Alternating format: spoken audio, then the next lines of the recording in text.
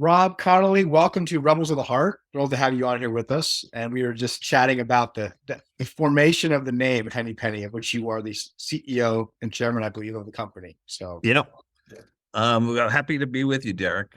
Looking forward to this. yeah, likewise. And I was really appreciative of the video that you shared that your team had created for Thanksgiving. I took a watch at that, and I could feel the essence. That our point about the name, it has a sense of playfulness to it, and a niceness or a kindness to it. And I saw that very clearly in the people in your organization, and hearing them speak of their thankfulness and their gratitude. A number of them spoke about their job and the organization, spoke about the role of their family and the fact that Henny Penny felt like a family.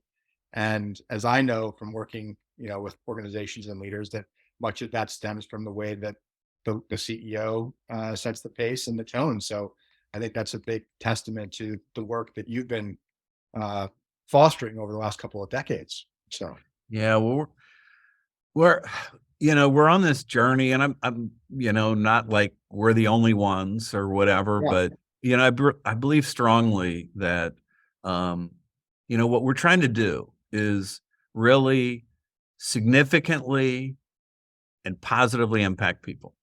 mhm, And, that's what drives us to be able to do that. And whether it starts with our employee owners, yeah. and we're unique in that we're employee owned, which is another aspect. That was my next question. But keep Yeah. going. What?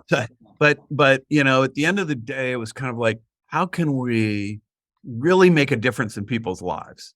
Yeah, And, and, and then also make a difference in the community.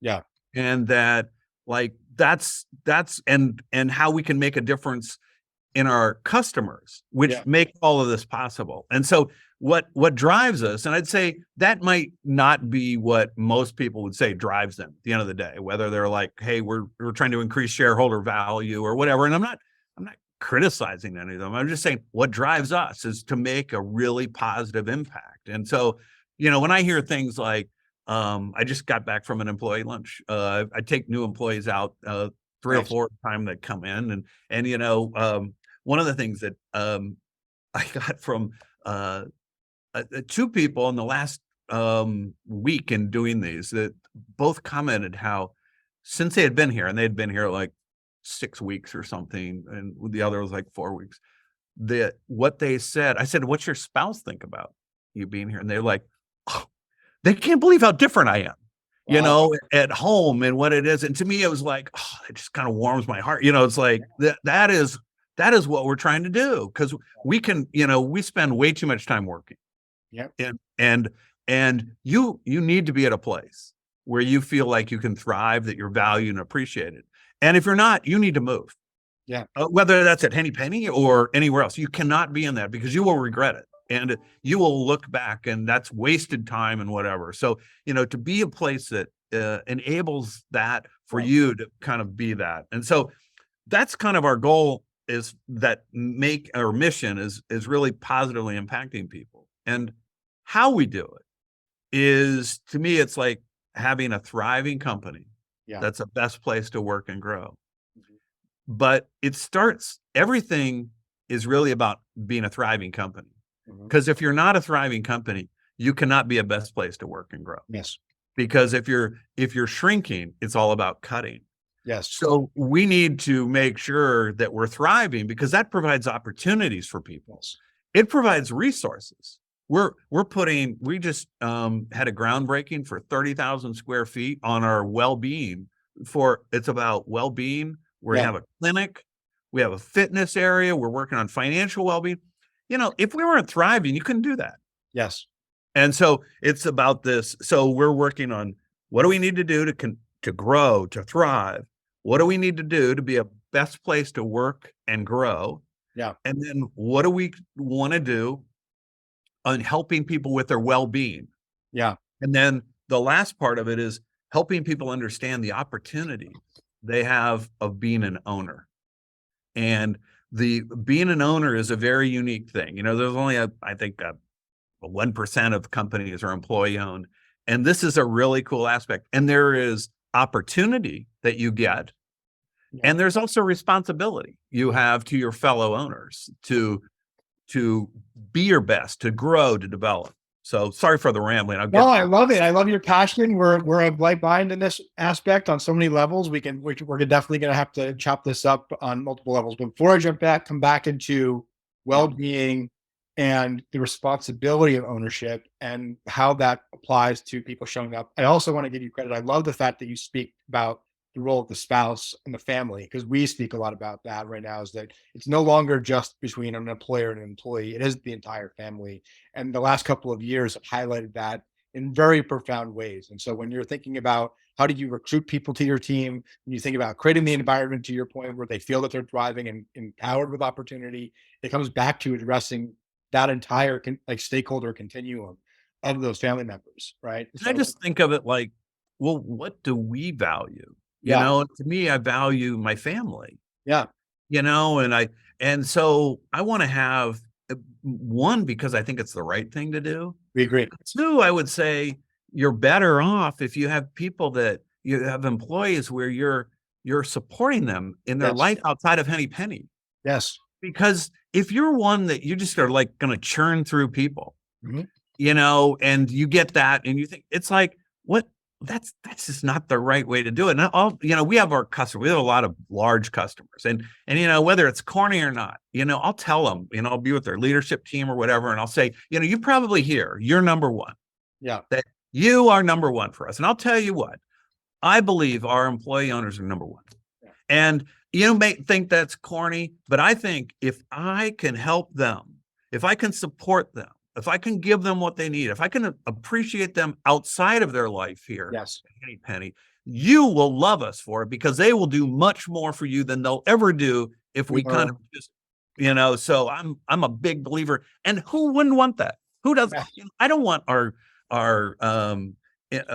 families to have missed out on their whole life with their kids. yeah. Like, I don't want to do that. Why would I want them? Because they'll regret that, and it's not right. So I'm a huge believer in how We we support. completely agree. We're of complete alignment on this. So coming back to something, as you mentioned a few times, I think it is very profound that what you're doing. You are employee owned as a business. Yep. I think that's really, I think that's very cool. And I've read Jack Stack's work, and we're talking, it's the great game of business. That he's a big advocate of this work as well. I'm sure you're familiar with that too. Yep. I believe you were the CEO, or at least the president, when this transition happened Yeah. to become an employee. Talk a little bit about the Yeah. lead up to that and how that happened and how you went about leading through that process. I think that'd be So fascinating for others to hear about. yeah, it's and we could have a whole podcast on Yeah, an employee-owned company, and I'm a big believer in it. But yeah, let me just highlight it, because it's really interesting, and it's one of those things. When we first started looking at it, it was like, is this legal? Like, why isn't everybody? very rebel with a heart? That's the Yeah, edit. and So, and there's things about it that are like, what? Like, we are tax free. We are federally and state tax free, and you're like, what? So there are elements of it but there are things that it's not for everybody. You need to have consistent earnings. You need to have a culture where if you have huge turnover, they're not going to take not going to advantage work. of it or whatever. Yep. But I would say this: it started with this, and it started with a very special man who made this possible, and that is Steve Cobb, who owned Henny Penny. He owned Henny Penny, and he was looking, and he is a very forward thinker. He is the values of which we have as having this long view and valuing relationships that would be at the core of who Henny Penny is. And what he was looking at is, wow, this has been so great to me and my family and to all the families that have been at Henny Penny and the community. Like, how can I make sure when I'm gone, this continues? And so, it was like when it first happened, now he knew things that would end it for sure. Like, if we were bought by private equity, that would change everything. And it's not like all private equity is bad, but it's basically like you're getting into the house flipping game. And so you might get a good house flipper, but then they're going to flip it. And so would that be different? Absolutely. If we were a roll up of a large corporation, would we be different? Absolutely. So we knew the things we wanted to avoid, but weren't sure. And anyway, came across this employee owned model, and he absolutely could have made a lot more money by just selling it. Sure. And but he saw this and he made this possible, and it was a huge gift Yeah. to the community, Yeah. to our customers that didn't have to worry like, oh, we were going to be something different, and Yeah. to the employees that and the community, because the better we do, here's the thing that we're working on: the better we do, the better our employee owners do, and Yes. the better the community does. Right. That's where we're, and so he made that happen. And so I came in 2005. Yeah. I joined him. I'd known Steve for years. We had been on different nonprofit boards together. We were socially in the same, we did a lot together. We golfed and whatever. And he approached me about, considering joining his company, which I didn't know much about.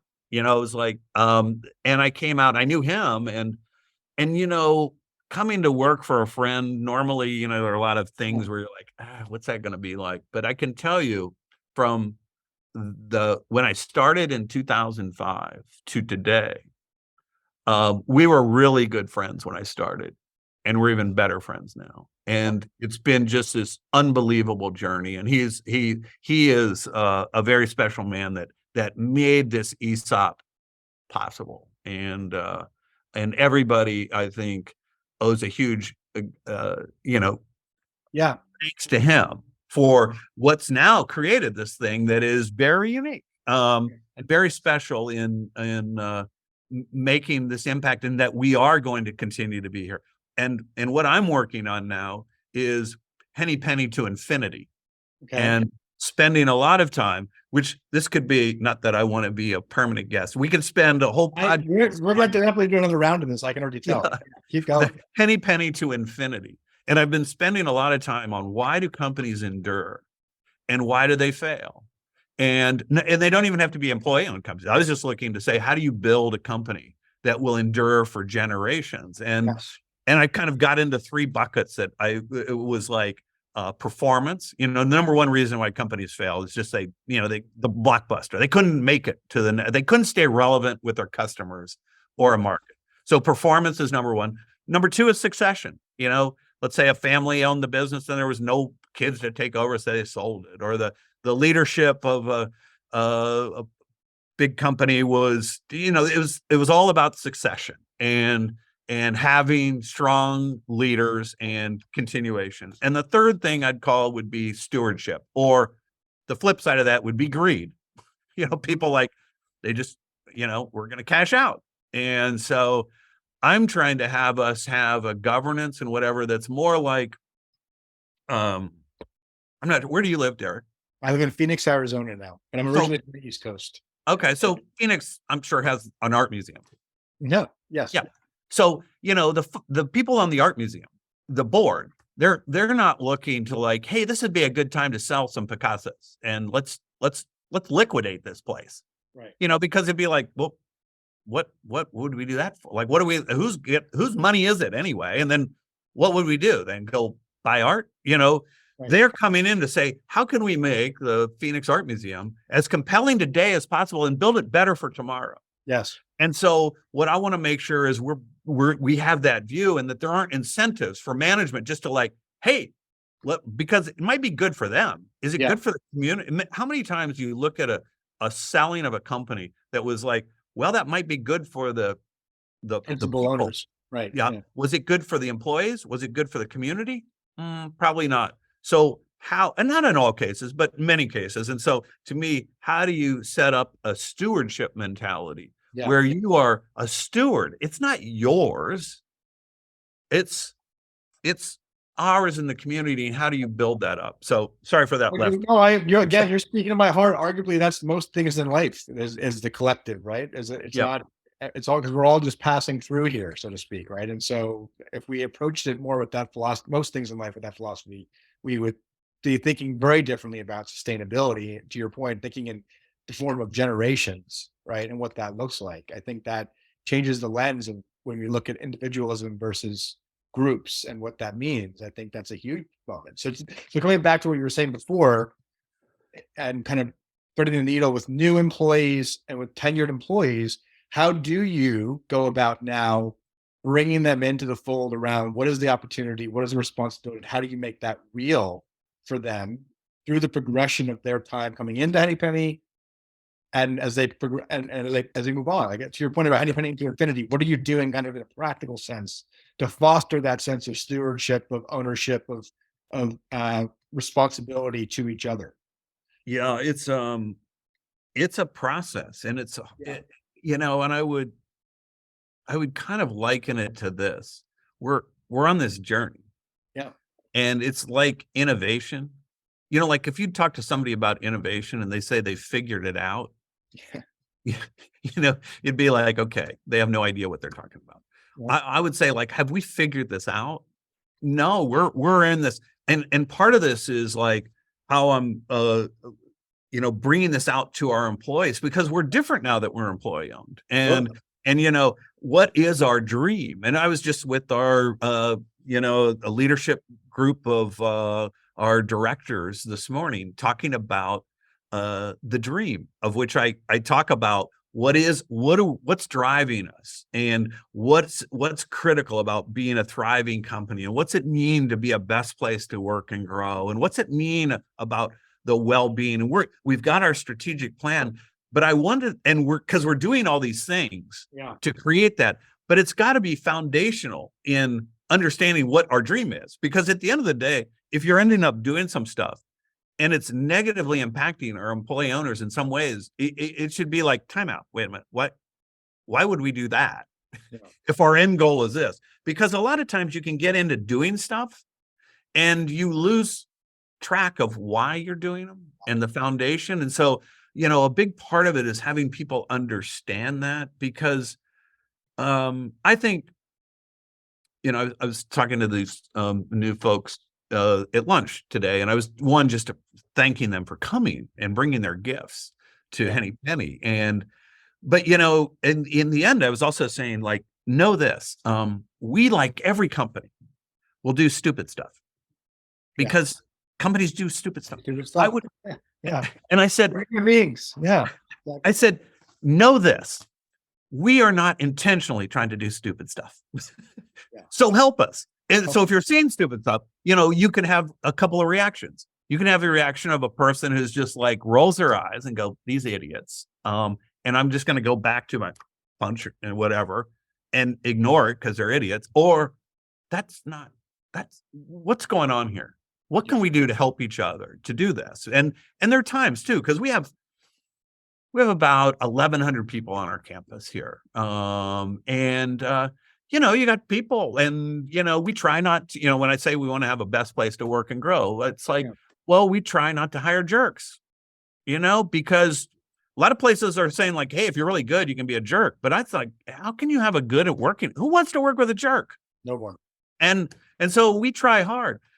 Sometimes they get through, or sometimes some people are better at, like, they kick their dog at home, but they don't, and so, we're just constantly working on, because here's what I also know.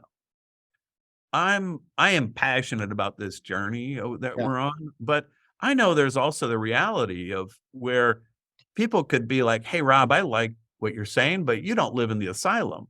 Their reality yeah, to me is often by their manager.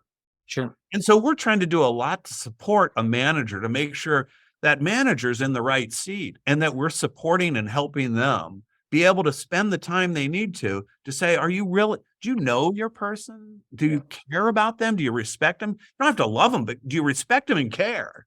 And are you coaching them? Are you doing the hard things about letting them know when things aren't going right or well, or what do they need to do to develop? So we're on a journey. Do I think all of our managers are where they need to be? Probably not. Will they ever? No, but we're trying to. I look at it this way. We've got a group of people that I know yeah, feel very appreciated and valued, and I'm just trying to grow that. Is it everybody? Is it everyone? No. Will it ever be? No. But so we're in a process. So when this Henny Penny to infinity is something that has kind of come to my mind in the last year, and I've been working on it. And that part of that has to do with dealing with the board I have. Yeah. and getting the board, because most people come into our board. I want them to come in and understand what we're trying to do, not because they've been on a public board. Most people experience is not an employee-owned company. That was my next. So I actually had a tactical question. Who makes up your board, and how big is your board in this current design? Yeah, we have 7 people on our board, and there are Steve Cobb, Yep. and a guy named Art Harlan, who is a retired CFO at Henny Penny, and myself. So we're the 3 insiders, and then we have 4 outsiders that are independent, and they're great. We just had a board meeting yesterday, and they do 2 things. One is and they really value this. We have part of the meeting that's kind of our management meeting, and we're coming in and we're presenting to them things that are going on. So they have 2 roles. They have a fiduciary role, what's best for the company, which is the employee owners. And the other is using their experience and knowledge to help us. Right. And so part of our board meeting is where we have leaders coming in, and they're not trying to just spin something good and get out of there without any questions, like hoping it's like, okay, I just want you to see how good things are. We're bringing things that we're like, this is a struggle. Where could we, and it's something that we get a lot out of, and they enjoy doing. It's great. And then the other part is kind of the governance side, the stuff that has to be done as a part of the board. And I would say when we moved from a family-owned company, there was a board, but it was more for a formality.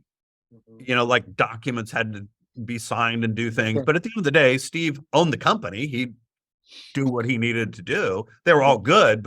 And in the ESOP, we have more compliance and governance that we need to do. And so we activated that. But we didn't want to lose the advisory part, which is something that we had an advisory board before, and we kind of kept that. Got it. Thank you for that. So another question. These independents, right? Yep. How has working with Henny Penny in this design of employee-owned ESOP shifted or changed their perspective and how they are working outside of Henny Penny, right? So they're obviously well-established, successful business leaders, I would imagine. Yes. Yeah. In a traditional sense. Yeah. How is their experience working with you all kind of rippling out into how they approach businesses more broadly? Yeah, that's a good question. I'm not exactly sure. I know there's been an impact, and one thing I'm really proud They of. enjoy it. I think they enjoy it. That's one thing. That's good to know. Yeah, one of the things that I feel really good about is they have really enjoyed being a part of Henny Penny. It's made them think differently, but they're very proud to be connected with us. We've got a really it's hard to be kind of like, can you be humble and brag? We have a great reputation with our customers, in the community. And so they see how, and they've helped us on how we keep that going and the values. And I'd say it's very different than their experience when they're on a public board, because it's different. And I would view what I get to do, I feel like so fortunate. Yeah. Like I was in a public company for many years. There's nothing like, public companies aren't bad. They're just different. I would say it's like a different game. Like I get to play golf and they're playing rugby. Right. Well, here's the thing. If you're playing rugby, you better be playing rugby. Yeah. It doesn't mean you're unethical. It doesn't mean you're bad or whatever, but it's rugby, and they've got to play rugby, and they're driven by quarterly results and a lot of things. It's not unethical. It's not bad.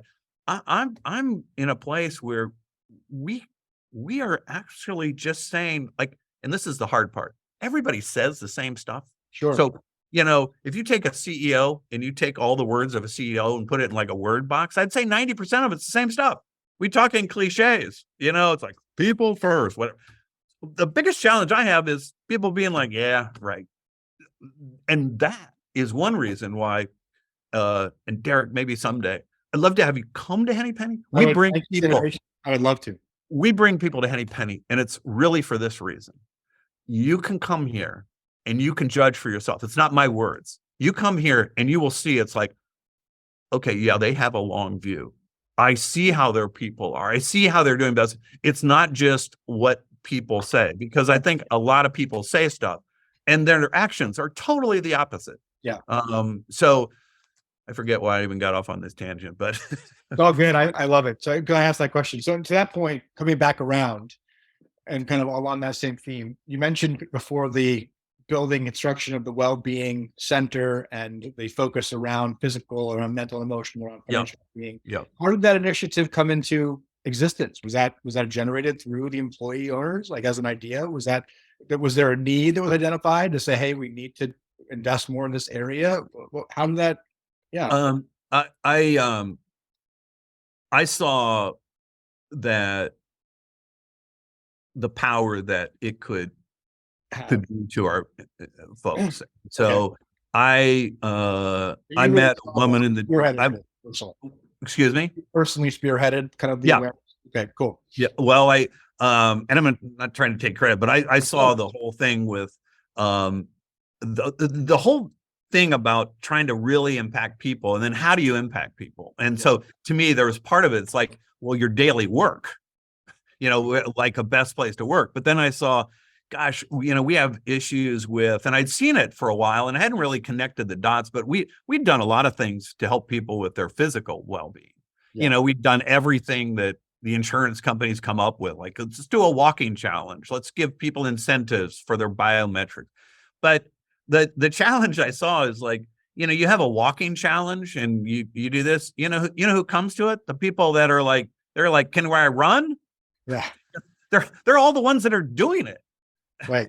We we're missing the 80% of people weren't. And so I was just trying to think of like, what strategies could we actually put in place to really drive well-being? And I met a woman in the community, and it's coming up on 4 years ago, and hired her to be our director of well-being, where I wanted her to have help us with our strategies on our physical, mental, emotional, our financial well-being.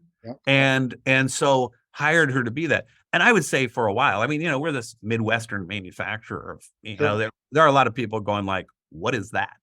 What is a director of well-being? A lot of people probably still in our company are still like, what exactly is that other than, but one of the first things that came up was the strategy of doing an in-house clinic. And the reason we did the clinic is in looking at it, we found there was a lot of our particularly our hourly employees who were not connected to the healthcare system. They might go to the emergency room when their leg is about ready to fall off. Sure. Beyond that. And so we were like, if we can put a clinic Yeah. in-house where they don't have to take off work, and they could just be able to get some, if they needed a prescription, if they needed help, that we could start developing some trust. And so we teamed up with a local healthcare provider. They had never done it before. It was Kettering Health, and they were like, we'll do it. And they jumped in, and we got a nurse practitioner. We were actually going to start doing this in we were probably set up to do it in early 21, because we were doing an expansion. We were then going to do this, what we just started, this addition. But in 2020, March of 2020, when the pandemic, we called Kettering and said, can you give us a nurse practitioner now? And so she came out, and she's an embedded employee. And so she started developing the trust. And then in September of 2020, we opened the clinic. And so now this new center we're tripling the size of the clinic and adding a fitness room and adding the financial well-being. But these were strategies developed. It was kind of like, hey, if I want to go do this, then I need to put the resources associated with it. And it's different than just HR or whatever. And so that was putting in place a director of well-being, and then the strategies from there. And now we're just trying to keep that going. So I'd say the difference is putting the resources. Yeah, no, I love it. I love you putting your actions or your words and actions together in alignment. That's so good. And I hard to believe when the time is flying by. I have a question here. We're going into the new year. What are you Yep. most excited about for 2023 when you look at Henny Penny, when you look at your culture, when you look at the opportunity? What is it that you're focused on? You kind of simplify it. Yeah. We're really getting some momentum. I think Cool. it's really connecting the dots. Here's another cool thing. People can kind of hear like, the better we do, the better we all do, or whatever. Yeah. I'd say there's a fair amount of skepticism in our country, Yes. and we're not immune to it, where if somebody gets something, they're like, hmm, I I haven't figured it out yet, but I'm sure you're screwing me somehow. Um, like if you get something. And so I think people are starting to see this. And the ESOP part is something where since 2015 is when we became employee owned. And I could, and we just had our owners day, a few months back, where you get the new valuations in your statements. And if Yeah. you take the statements of our owners and you add them up, there's over $70 million in value that there's in their statements today, Nice. that just since 2015. Where would that money be? Would it be with the owners? Where is it? It's with the owners. And so they're starting to see this. And then the way in which it's not just the ESOP, which is this retirement account Sure. that has real value in it. And it allows them to, as a company becomes more valuable, they get to participate in that, which most people don't. Most people work for a company, they get their gifts and they're paid for it, but they don't have ownership. This allows that. And but it's also how we manage the company during the pandemic in 2020. We were off in April of 2020. We were off 80%. Our business fundamentally stopped. There were days not only where we were zero, we were negative because of canceled orders. Yeah. But I knew, and it wasn't false, I knew it was just a blip. I mean, not a blip. It was a crisis that would come out. Sure. I knew Chick-fil-A, I knew McDonald's, I knew KFC. They weren't going out of business. They would thrive again. We were just trying to hold on. Yeah. In the end, during that year, here's what happened. We did not lay off anybody. We did not affect anybody's compensation. We did not cut any benefits. And in addition to that, in February of 21, we went over the year and we gave a bonus to all employees. And then we were off 20%. Yeah. So imagine any company that is off 20% and they gave a bonus. Not many. Look at those people and say, how many of those companies didn't lay off somebody? Not many. How many affected pay? Not many. All those things. That is part of what we're trying to say, is like what we mean about trying to impact people, having a long view, and being employee owned is those are actions, not just me spouting stuff. Well, Rob, thank you for sharing your leadership. Thank you for sharing the story and the culture of what you're doing at Henny Penny. Congratulations. I think it's truly admirable to see a rebel with a heart leader in action and seeing the results of the business, doing what we all been talking about, and really being an example of what's possible through this model. And so definitely going to have you back for a round two. We could have spent another 2 hours on some of these topics easily. And I will certainly take your invitation up to come visit next year. So it's been awesome getting to know you and looking forward to deepening that connection in 2023. Well, thanks, Derek. Thanks for I've really enjoyed this, and I'm gonna hold you to this. You got to come to Ohio. I'm gonna show you this, and it will be great. Amazing. Well, thank you, and thank you to our guests and our audience for Rebels with a Heart. Rob, we'll see you in the next episode.